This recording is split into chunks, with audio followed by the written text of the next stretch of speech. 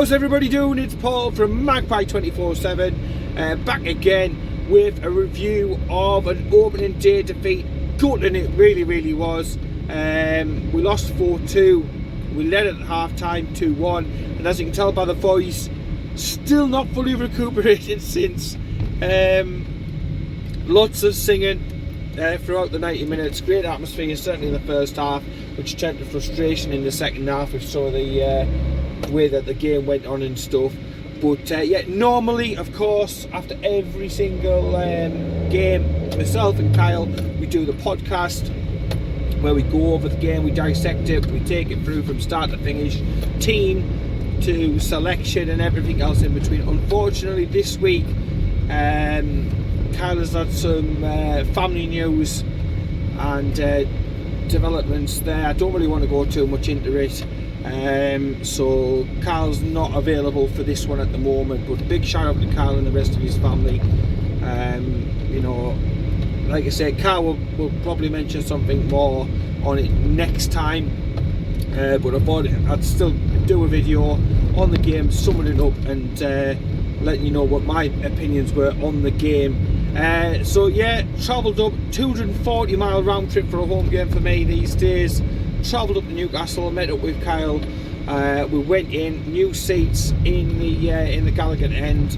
So yeah, cracking bunch of lads sat round us. Plenty of football talk, which is always fantastic.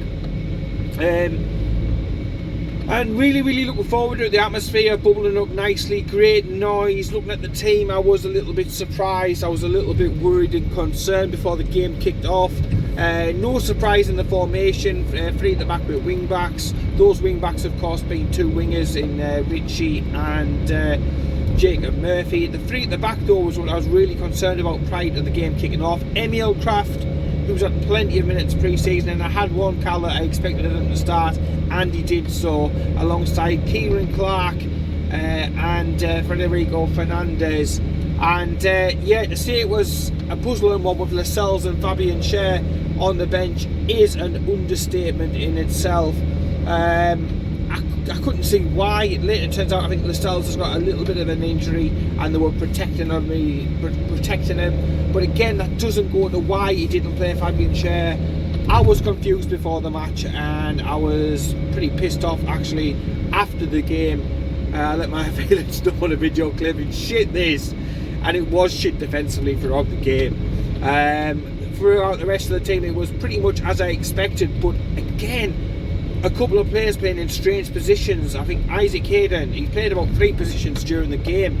But I think they tried to put him in there as a bit of a Joe Willock. And again, I don't think it particularly worked. We had Miggy in a very strange, more central, deeper role. You had ASM dropping back, literally holding hands with the defence at times. Again, looked very strange. But you know, you roll with it. I perhaps would have liked to have seen Ryan Fraser involved. I think he's had quite a bright and positive pre-season. So to not see him involved, I was yeah, sort of sitting there thinking, yeah, really? Is this what we're doing? Is this what we're going? But you know, I've heard a lot of people say new season. You know, Bruce went on a good run at the end of the season. Blah blah blah. You know, give him a fresh start. Don't jump on his back. So you do that. And to be fair, everybody, the 50,600 plus crowd who was at St James's Park, were totally behind. Moyes had talked about the atmosphere before, saying, you know, it was fantastic, it was magnificent, it was what they all missed. And Newcastle got about the game, started really well, and you know, I think 17 shots over the game shows signs of encouragement. Certainly a lot more better attacking wise than what we were for the entirety of our last season. We didn't used to get 17 shots away, but we certainly did during this game. And the opening goal comes along, and it's Callum Wilson. It's the dream start for Newcastle. You want your number 9 with a crowd in there, a large crowd to hit the ground running. Something Joe Linton's never managed to do, and he does that. Fantastic trickery. He has the West Ham defence on toast as the ASM, turns them inside out, left and right, gets a fantastic peach of a cross in, and Alan Shearer-esque bang, there you go, Callum Wilson, Newcastle leading. But as Newcastle tend to do, and we certainly did the entirety of this game, we just shot ourselves in the foot.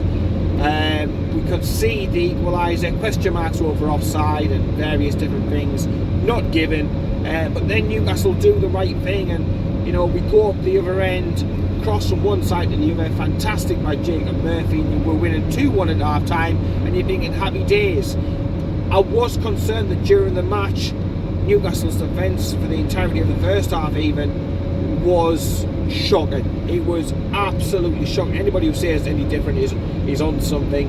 And I was saying to Carl sat beside us and the other lads around us, look, yes, we're winning, but it's more sort of like through Bruce luck, and we've got to do something, because time and time again they were finding space in between Emma Elcraft and Jacob Murphy and literally taking the piss.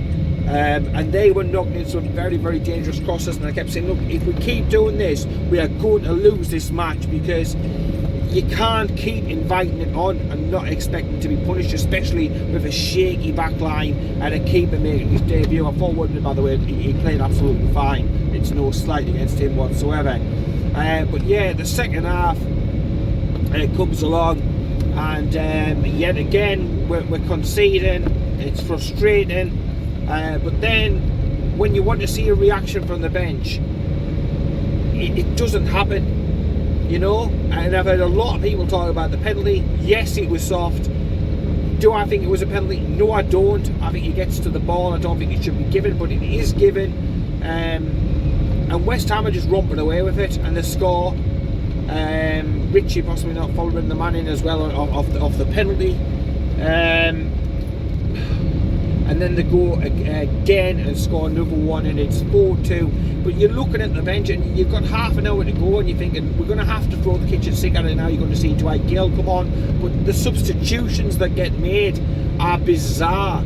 And it's like living in a parallel universe when it comes to Steve Bruce. It really, really is. You take a central midfielder off and put a winger on. You take a winger off and then put a central midfielder on. You're scratching your head. I think we all knew that John Joe wouldn't last the game. I thought that Miggy looked exhausted, but he put in his normal busy display in another new position for Miggy Almiron. And again, you're looking at things left, right and centre, and you're thinking it just doesn't make sense. You're looking at thinking, well, should we take a defender off because we defended so shite, and should we put Dwight Gale on and really go for it? And Bruce, it doesn't sing from the same hymn sheet as everybody else. Joe Linton comes on, and again, no slight with Joe Linton. I know he's a striker who doesn't really score, and he made himself busy and he put himself about and stuff, but I just think if you're trailing a game at home, what is the point of having 5 still stood at the back? So just, I don't know, I'd want extra bodies forward, and I think a lot of people around me were saying very much the same. Why don't we get Dwight Gale on? Why don't we go for it a little bit more? We didn't, and we just seemed to accept defeat, and from 65 minutes right the way through till 90, we didn't cause any more problems, and that's frustrating because Newcastle did have other opportunities beforehand to score goals, and I think we were unlucky in certain respects to do with that. So looking back at the game, I would say, look, positives going forward, but alarming as fuck at the back. Whether it's Carter Vickers or whoever else you want to bring in, somebody needs to come in, because that defence was shocking. Fabian Schär has to be involved next time around. Surely as well, Lascelles will be fit for the next game against Aston Villa, you would imagine. Kieran Clark, again, I don't really want to single players out, but I thought he was pretty shocking, to be honest, with this performance. Emil Kraft playing at the back, I understand why. He's probably the pacier of what we had available, but that isn't saying a great deal, because I think our defence is slow and sluggish and stale and tired and needs a revamp. It really does, but it ain't going to get it. I thought Fernandez made some good tackles and stuff at times, but we do need to make changes for the next game, because as good as we were at times going forward, and I was encouraged by that defensively, if the alarm bells aren't ringing. I mean, I said this against Rotherham. Rotherham were getting the ball out wide and knocking the ball in behind us, and I was shitting myself every time the ball came in. I was doing exactly the same against West Ham, exactly the same. So yeah, just gutting, really gutting, because I think there was a lot of positivity for fans to be back in the stadium for the first time in fucking ages. You know, in large numbers. I'm not obviously talking about the Sheffield United game and stuff. Joe Willock was you know, presented to the crowd before the game. He must be thinking, what the fuck? But there's no doubt for the next game, and Aston Villa, of course, they lost as well against Watford. Willock will add energy, he will add pace, power, dynamism, he will add late runs, he'll add so much to that midfield area. But I will just say that, you know, today's starting team, it's just got so many you know, hangers on from the championship days, and it's been the same for so long. It's the same frustrations that we've got, you know, that central midfield area, and I think this is why they are heavily looking at the likes of Kamara coming in. They need somebody to come in alongside Willock who is athletic and who can run and who will run. And again, I don't want to be picking out players for criticism already, but John Joe, yes, he's got that fantastic pass, no doubt about it, he's brilliant. Nobody else can do that passing at Newcastle United that he can do. But there was a time again for one of their goals, he just stopped running, he didn't put his foot in, and subsequently, I mean, it might be his fitness, I don't know, but you concede a goal and it's so frustrating, and it looks like you're lazy, or it looks like you don't give a shit. And I know that he probably will give a shit, and he is busting a good, but you know, when they run away, then it just adds salt into a gaping wound. And for the entirety of the game, you were looking at the bench, I mean, come on. Now, Graham Jones, he was kicking off and going berserk at times, and I even saw Isaac Hayden in the second half when he was making these substitutions, taking off central midfielders, putting a winger on, and then taking a winger off for a central midfielder. And he said, what the fuck's a shape?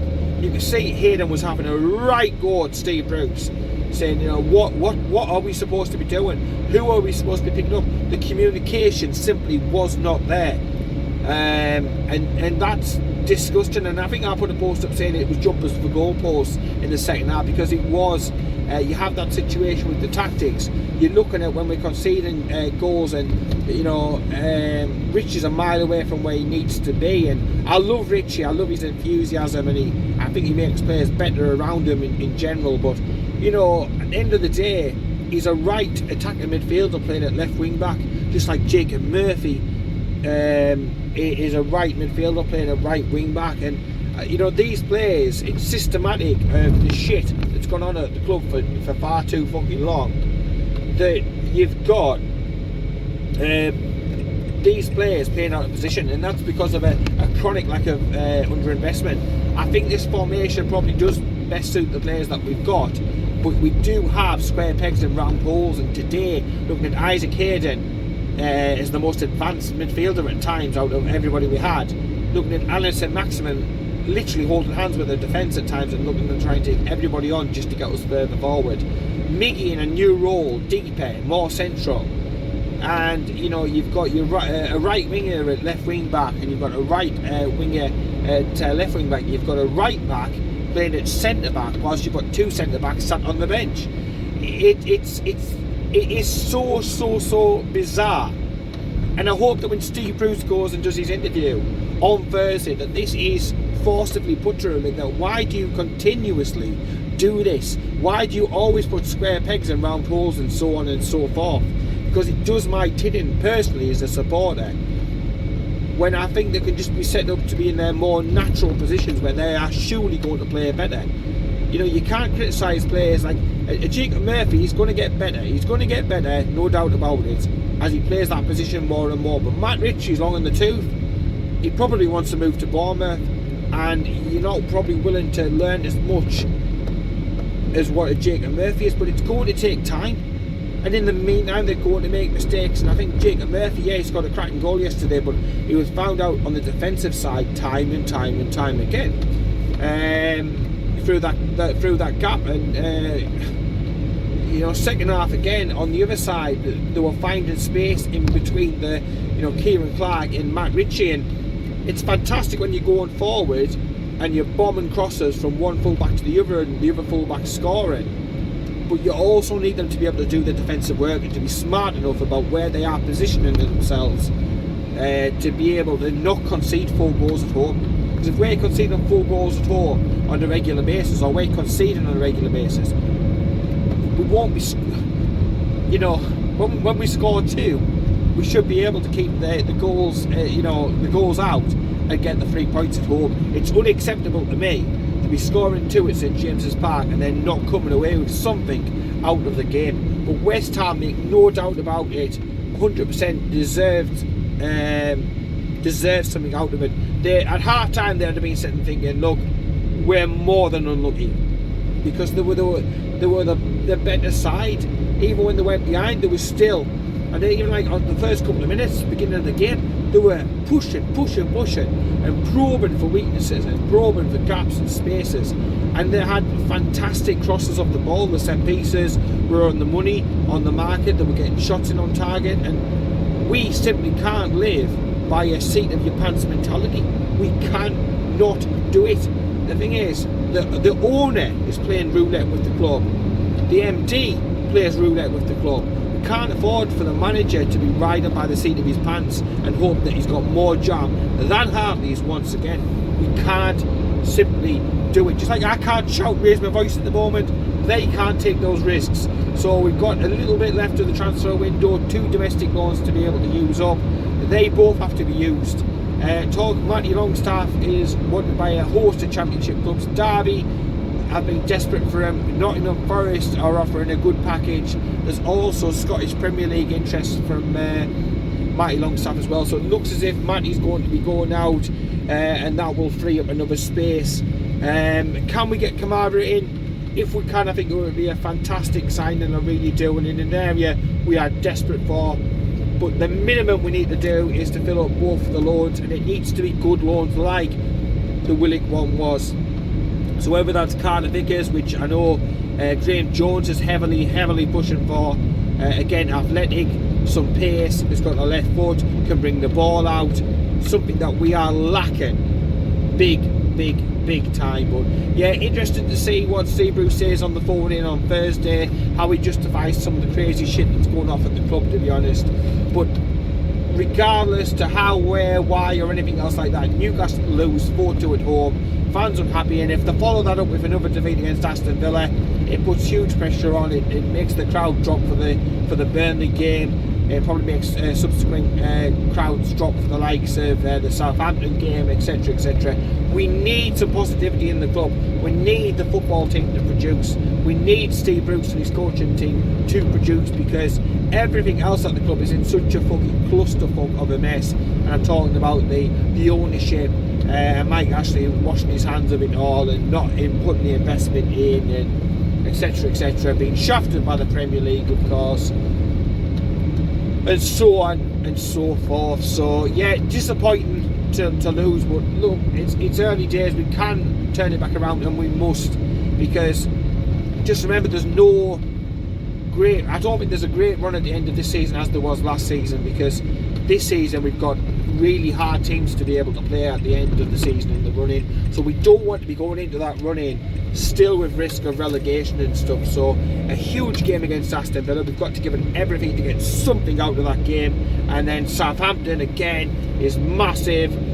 We've got to get 3 points out of that game, hopefully something against Villa, and get up and running on the season, because you don't want to be losing games at the beginning of the season. It puts far too much pressure on everything and everyone, stresses the fans out. And I tell you what, if there's a fan base that doesn't need any more stress, it's the Newcastle fans. But there wasn't too much negativity. I think there was one Ashley chant during the game. I think everybody was hell-bent on trying to support the lads and encourage the lads, but that last half an hour was just shit, and I think that's how I erupted at the end and said, shit this, because you concede 2 goals in quick fire. Even when we'd conceded the 3rd goal, I was like, come on, you've got the time, you've got striker on the bench, let's do something, let's go for it, let's try and get back into it and see what happens. It was time to turn it around, and we simply didn't. It looks as if we knew our fate as soon as that safe penalty went in, the rebound shot went in. we sort of like were resigned to defeat, and that's good. So yeah, the club hopefully is moving heaven and earth to bring more players in. This should have been done ages ago, we know that, but this is always last minute Newcastle. It's always on the last push. Nothing is ever done proactively, it's always reactively. So yeah, hopefully by the time we next play, we might have another player through the door alone. One or two may have also got out, looking certainly like Matty Longstaff will be leaving. I wouldn't be shocked to see a goalkeeper leave as well. We've got 4 goalkeepers registered out of the squad of 25. It's too many. It really is. We've got Dubravka back shortly. We've got Carl Darlow back into training, so he will be up and running again really, soon, you would imagine. Arsenal sniffing around Woodman. The fee, bearing in mind that the bid 24 million for Ramsdale, 9 million, I think is shocking. I think it's chicken feed in the current game, and I think Newcastle will probably and should rightfully hold out for a lot more in terms of compensation for that lad if we end up losing him. But let me know what you think about the goalkeeper situation. Matty Longstaff looks like he's on his way out. Who else will leave the squad? And who are we going to bring in? Who are we going to bring in that's going to make the difference? Where are the priority areas? For me, it's midfielders crying out, and I still think we need striking reinforcements and stuff, to be honest. But yeah, let's see what awaits. Let's trust everything, and let's just hope that the club can see the same things that the fans are seeing. But yeah, room for some positivity a little bit in the attacking sense, but fuck me, we were shite defensively for the entire 90 minutes. Sort that out, Steve Bruce. Get a hold of him. You would think, obviously, him being a much hyped up centre back in his day, and he was a fantastic player, that centre back wouldn't be the issue. You really would, wouldn't you? But case of our life as a Newcastle United supporter and all of that good stuff. So yeah, next time out for the Villa game, back to normal, myself and Kyle with the MagpIe 24/7 podcast, and that'll be out on Spotify as well as the YouTube channel and everything else like that. In the meantime, thoughts and everything else are going out to Kyle and his family at this at this time. It is it's never easy. Like I say, I'll let Kyle talk about it and see if he wants to talk about it on the next podcast. But mate, we're all right behind you 100% in our thoughts, totally and utterly. So yeah, take care everybody. Take care of one another, and keep it tuned.